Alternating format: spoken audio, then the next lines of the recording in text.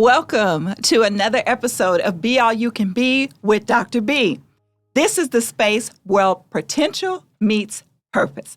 I would love to welcome my guests today. I have two graduates with me today. As you know, our graduation will be held on May the 9th, and that is going to be the most exciting day we have all year at Brazosport College. It's our opportunity to celebrate the accomplishments of all of our wonderful students, and I happen to have two of them here with me today. I have Mr. Holden Bullock, who is graduating with an associate in applied science and instrumentation. Welcome. Thank you. Thank you. I also have Tomomi Fukumoto, who is graduating with her associate's degree in nursing. Welcome, and thank you so much for being here. Thank you for having me today. All right, we're going to talk a little bit about the BC experience for our students. So let's start with this. One question. If you had one theme song to describe your experience here at BC, what would it be? Oh, that's a good one. Man, a lot of good music out there. Absolutely. When I think back working on my dissertation, the song that comes to mind for me is I'm a Survivor. I won't give up. I won't stop. I'm keep going. So what about you all? For me, I think since I started in high school and I was used to more high school and advanced high school courses, because that's all I took throughout my school career, being thrown into college, I think it would be more of like a welcome to the jungle type deal. I love that. Just because I was kind of thrown into it. Welcome to the jungle. Yes, ma'am. Good song. Yes, ma'am. What about you, Tomomi? Well, I've been living like a one day at a time, so I try to not think about the future, and then that makes me a little nervous, pressure, and so every day maybe I talk to myself. I'm the champion, so we as a champion, my friend. Maybe that song. Okay, every day. Okay. So we got survivors and champions and thrown into the jungle. I love it. Tell me, do you have one person that was in your program, could be an advisor, could be a professor, that was like your MVP, your most valuable player, somebody that really influenced your experience here at BC? I don't know if I could narrow it down to one, because in the program that I'm going through, or the career path, I guess would be a better way to say it. There's so many individuals working together and helping you out, no matter what it may be, either from the professors to our advisors or anybody else. It's hard to pinpoint one because of all of the help that is available. I love that. So your whole experience, you had MVPs, because you started out as a Catalyst student in high school, so you worked directly with our dual credit office. Yes, okay, ma'am. Good. Yes. For those of you all who aren't familiar with dual credit, this is where our high school students, like Holden, have the opportunity to take one class, and they get both high school credit as well as college credit for their class. And we have an entire office, our Dual Credit and Achievement Office, that is headed up by Dr. Tori Amerson. She is the director of the department. And so they have wonderful experiences where they help students kind of keep moving from high school to college and into employment. So I'm glad you had a great experience. What about you, Tomomi? Did you have an MVP in your experience? You have amazing faculty over in nursing for sure. Yes, so that's actually hard to pick one, because like you said, it's a lot of great faculties, faculty members, and then student counselors. But if I have to choose one, I would say Miss Sherry Jones. She's a nursing counselor. She knows about the nursing program, but she has been supporting me emotionally, because nursing program is not always easy. Yes. It's not for the faint of heart. I will tell you that for sure. You've got to have a true commitment. All right. So let's talk a little bit about some of those moments that might have been a challenge or might have been a little difficult. Was there a class or a specific assignment that challenged you the most in your program? For me, in the nursing program, the first year is all about like learning pathology or those disease patterns in the classroom, so from the textbook or lecture. But from second year, we start going to the clinical and then see the real clients, the patients. They're not mannequin anymore. So we practice with mannequin several times, but real people is different. They're talking, reacting. So we had to connect the dots and then gather all the pieces together into one patient and then treat the patient as a human, of course. That was the hardest part for me. Oh, good. Well, I'm glad that you were able to make that connection, as you said, moving from a mannequin to working with live patients. I can imagine that did have some challenging moments there for you. Yes, ma'am. Oh, good. Well, but it's good that you came to the other side of it. And now you will be one of the best nurses that they have in the area. We're so proud of you. Thank you. I can tell you, I had surgery in, I think it was 2015, and I had one of my parathyroids removed. And it was supposed to be just a simple surgery, but what they didn't tell me is that I wouldn't have a voice when I woke up, okay? So when I woke up, I'm trying to talk, and I couldn't get the words out.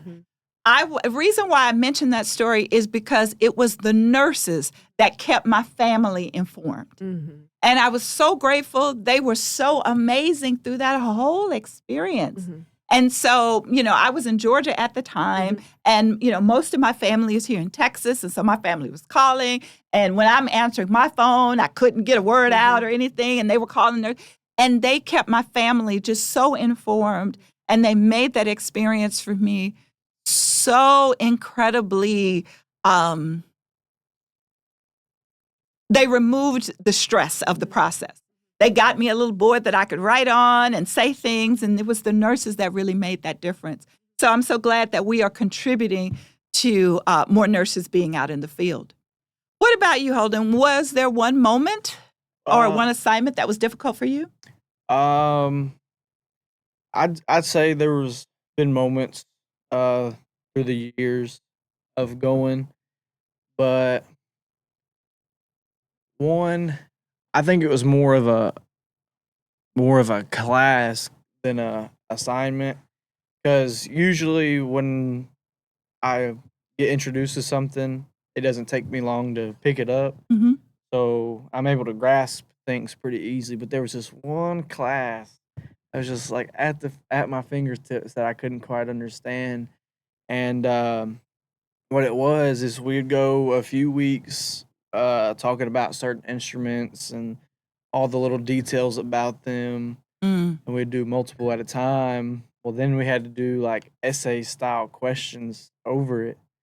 Well, we review a week ahead, I study after work or whatever, and but it was like didn't have every detail about it, and sometimes like me, I just forget, especially like the little things that you cover once or twice, and you may jot down something about it. But that was, I think I would say that would be one of the hardest classes I've had. Yes, ma'am. Did either of you ever have moments where you were thinking about giving up or quitting? I wouldn't say giving up and quitting, but I forgot what class it was. It was quadratic equations, something like that. It was a math class, and it was pretty difficult. And but I got help from my peers and from my teacher to overcome that, pass the class. So, but I wasn't the only one struggling. Okay. Usually in those types of classes, you're not the only one struggling. And that's the benefit of having groups and having your peers and your classes that you can work with. I remember being an undergraduate. Okay, it's not that long ago, but I do remember being an undergraduate and having study groups. And somebody else was, you're good at this and you're good at that, and we came together and kind of helped each other out. So I'm glad that you were able to kind of connect with your peers in class and get through it.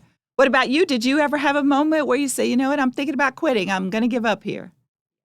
Exactly. Yeah, I was gonna quit last semester, last fall actually, and then Miss Sam, the nursing director, knew about uh, my backstory about those things, and then but I kept praying, and then I learned how to ask help, reach out the help to my study group and to the faculty, and the Miss Sherry Jones for the emotional support, and I also went to Miss Kimberly Washington to get uh,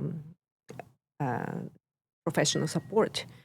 And those all support and help made me keep going.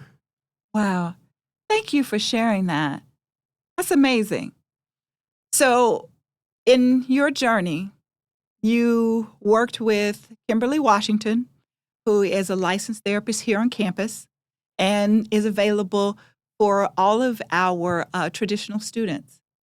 Then you also work with your advisor, Sherry, and then you got support from faculty. And then you were able to also tap into other services. And you said something that was extremely important. You said, I learned how to reach out for help. If you take nothing else away from this podcast today, I want you to make sure that you know how to ask for help. Here at BC, we have a lot of support services for our students. We have in-person tutoring as well as online tutoring. We have, and a lot of the nursing students, I will say, use that online tutoring feature. They use that. We also have, our Gator Mart, which is where our students can get 50 pounds of food every week or 100 pounds of food every 2 weeks. And you can get them, you can come in person and shop, or you can order online. You can order your food online, and they'll be placed in refrigerated lockers. You'll get a code. You drive up to the locker, enter your code, and then guess what? You're able to take your groceries home then, so you don't have to necessarily be here during the day when Gator Mart is open. We have, as she mentioned earlier, a licensed therapist here. We also have just a number of support services throughout the campus. We have student engagement where there's a lot of activities. And I'm so excited because we are having our first Workforce Appreciation Night next Thursday. And that's where we are appreciating all of our workforce students. We're going to have pizza, we're going to have employer partners here, and we're going to have a great time. And we're going to appreciate all of the workforce students that we have that are graduating, as well as those that will continue on. That's going to be good, isn't it? Okay. Yes, ma'am. All right. So now I'm going to say choose this or that, and you tell me which one you choose, okay? So the first one, early morning classes or night classes? I'm going to pick early. Early morning? Early morning. Early morning, okay. Which one next? Online classes or in-person classes? In person. In person. In for person, sure. okay. Group projects or solo work? I gotta say solo work. Okay. As a nursing student, because we have to learn how to work others, so I would say group work would be the better training to get prepared for be a nurse in the future. Awesome. Okay. Coffee or energy drink? I don't know. I partake in both. But not in the same day. Not in the same day. But. What about you? I would say coffee early in the morning, just 1 cup. Okay. I got to tell you all, I don't drink coffee or energy drinks. And I've tried coffee all sorts of different ways. But I do have my yogurt I drink for protein. Gives me a little energy. All right. So now I'm going to ask you, what does getting your degree mean to you? What does it mean to you? That's a pretty big question. To me, I think since I got ahead and between working and going to school at nights and the late nights and the early mornings, and at the time, have I thought it was very great? No, but now that we're wrapping up on it, I think it puts me in a better position than I was or I could have been before. Not only now, starting off at the beginning, I'm only 19, Wow. and I'm graduating with my associates in applied science.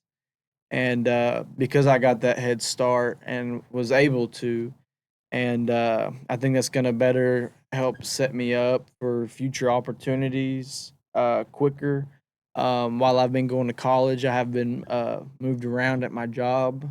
I've gotten moved up from just being a little helper. So uh, I think between going to the college and working, it's really propelled me Okay. and helped and will continue to help to get me where I need to be or where I would like to be to. Because one day I would like to have a family and all these nice things that everybody wants. So, not that that's in my sights right now. I'd rather stay on the grindstone and rough it out for a while. But I think that'll help better set me up for when that time does come. That's wonderful. So, if I heard you right, you know, of course, started out as a Catalyst student, and that's part of dual credit. And you were also working, and you started out as a helper, and you have been promoted along the way while you've also been pursuing your education. And so now you have a great job opportunity and your associate's degree at 19 years old. Yes, ma'am. Wow, that's impressive. You should be very proud. Thank you. How's your family feeling about you doing all of this? They've always preached my whole life, education, education, education. And I don't think that this will be the last of my education, but I am ready to get this chapter behind me. But they're 100% supportive and they're glad that I'm doing it because originally I was a sophomore in high school and I had my mindset I'm gonna be a welder. Because I owned my own business in high school. Really? And I was originally going to go get a business degree. Well, then somebody that was in the program before I was, did the process operator path, not the instrumentation path. But they said, they knew a lot of my interests because we kind of grew up together. He was a few years older than I was, but he said it was something I ought to look into, and I did. And I was like, well, I can always go to business school after. Well, here I am already progressing how I am, and I'm surprised how supportive everybody really has been. Mm-hmm. Especially because I keep changing up what I want to do and how I want to go about things. But long story short, everybody's been really, really have my back. Good. Has my back. Have my back. Yeah. They have your back. Yes, ma'am. That's wonderful. And they will be your own personal cheering section at graduation. Yes, ma'am. Okay, that's wonderful. Wonderful. So, Mommy, tell me, what does getting this degree mean to you? Me, it's a big milestone in the different country because I originate from Japan and then I started new life here in the U.S. And I had little English speaking ability when I came to the U.S. And then I started with ESL student at the BC actually. Wow. Okay. And yes, one day at a time. Just I took ESL class, and at some point I wanted to be a nurse, and I learned the path at the student with the student counselor, and then they helped me to make a plan, and it was 5 years plan, I think, but it turned out it took almost 7 years for me. So every day was learning, not only the subject itself, but the learning new words in English, and along with raising my child, and she has some developmental issues, challenges. So it has been a journey, and the graduation is a huge milestone to the next chapter. I love how both of you all came to this place from different pathways. Mhm. You came in through Catalyst, and then you came in through ESL. Yes. Shout out to Dr. Gracie Pequeño and Adult Education team for producing such amazing graduates such as yourself. You both have a lot to be proud of. This is why graduation is the best day on campus, because we get to hear your journeys and get to appreciate all that you've done to get your degree. So tell me, where do you see yourself in 5 years? In 5 years, I hope I've done all the work where I can sit in the AC and tell people what to do. Maybe point some fingers. But also, I'd like to have a lot of the things that I've always wanted, I guess. Not everything, right? Because I've always been money conscious, even in high school and when I had my own business or worked for other people and stuff. That's a big deal. So I just want to be secure. I want to have a strong foundation. In 5 years, who knows where I'll be. Okay. What about you, Tomomi? Where do you see yourself in 5 years? So my plan after graduation is being a nurse and working in a hospital. So in 5 years, I'm still working as a nurse at the hospital setting. But I also want to start my advanced degree. So after graduation, I actually remain the campus and then keep studying prerequisite for the bachelor degree. So in 5 years, I hope I get the bachelor and maybe going forward in advanced degree, or I'm really interested in the public health. So I might want to pursue the public health route. That's amazing. I want to share with you. I have my sister-in-law, and that Dr. Monique Baucham. She was a nurse, and she had a bachelor's degree in nursing. And she decided that she wanted to become an administrator. And now she's the director of Magnet at a major hospital. But she took the same route. So she was a bedside nurse. Her mom was a nurse. Her grandmother was a nurse. Wow. Her sister is a nurse. So, I mean, they're a nursing family. But she decided she wanted to take a different route. So she went and got her master's. She has a PhD in nursing. So I want to tell you that story because I want to encourage you to say it's possible. Whatever you decide to do, it's possible. So if you decide to come back, get your bachelor's in business or something along those lines for your business, it's possible. So, and you can do a lot of that right here at BC. We'll help prepare you for your next graduate programs, and we can get you a bachelor's degree, whatever you want. So I'm going to ask you all, what's one piece of advice you would give to a new student? Because I know there's, especially in our area, there's a lot of, or I assume there's a lot of kids that were kind of like me that didn't have parents that went to college and stuff. So you're first generation college student. You don't have many outside resources. To not be scared to ask people at the college or find out or ask them to push you in a direction to figure something out. I think a big deal, a part of it at first was trying to figure out how to navigate everything and where to go, what to do, how things are. But what I eventually learned, I would say after my first or second semester, is everybody's here to help you. So don't be scared to ask. We are very vested in student success, and that's why we have all the support services. We have great faculty. You have some great faculty over there as well in instrumentation.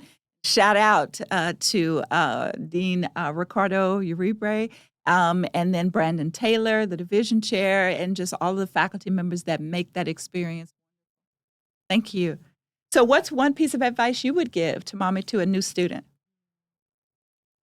So I wanted to say the same thing, so don't afraid to ask, but he already mentioned that. So I would say it's never too late to start, because he started early, but I started my journey later in life of my age. So that age scared me at first, but I never gave up. So, and then where I am now. So whatever challenges or how old you are, you can start anytime. Wonderful. That's my advice. That's great advice. Don't be afraid to ask for help. You both have said that. No matter your age, starting younger or starting a little later, you can still do this. And I think that's what I'm hearing you both say. Awesome. What's one thing you're going to miss about being here at BC? I think I'm just gonna, I guess, miss the people. There's a lot of different personalities that I've been exposed to since I've been out here. Just people from different backgrounds and have done different things. No matter if they're 18 or 19 like I am, or maybe they're in their 40s, because that vasts too. And yeah, just learning about people and all the different backgrounds and where people have come from. And what about you? What are you going to miss most, Tomomi, about BC? I would say people, like you said, but if I say something else, maybe this scrub uniform with this badge and this ID. Okay. So I would miss those parts as well. Good. Well, want to ask you this last question. And it's probably the most important question. How are you celebrating? I think after the graduation ceremony and everything, I think either we may get on the boat, a select few of us, or we're all going to go out to eat and get some a bunch of good crawfish. Okay. Yes, I ma'am. love it. Love it. Yes, So ma'am. we're either going to go take a boat ride and eat the crawfish, or we're going to go to some place and eat the crawfish. Either way, we're getting crawfish. All right. I love it. I love it. What about you? How are you going to celebrate? I haven't thought about that yet, because after graduation, I still need to take license exams. So that I don't feel comfortable to be like free. But I might want to throw a party to invite all the people who have supported me through the journey, and then I want to have a place to say thank you for them. Good. You want to give back to all the people that helped you along the way. Yes, exactly. That's wonderful. Sounds Listen, I'll be waiting for my invitation for the crawfish. All right. Okay, we're going to, but whatever it is we're doing, I'm in. Let's do Okay, it. and my invitation to the party as well. Okay, listen, Brazosport College is so proud of you both, and we're grateful that you chose your journey to actually walk through your journey with us. We're very grateful for that, and we don't take it for granted. So thank you so much. Thank you for being here on the podcast. And we hope that you'll continue to be great ambassadors for BC. Tell everybody you know, come to BC and you can actually experience the life that you want to. Remember, this is Dr. B, and always remember that being all you can be is not a destination. It's actually a daily decision. Until next time.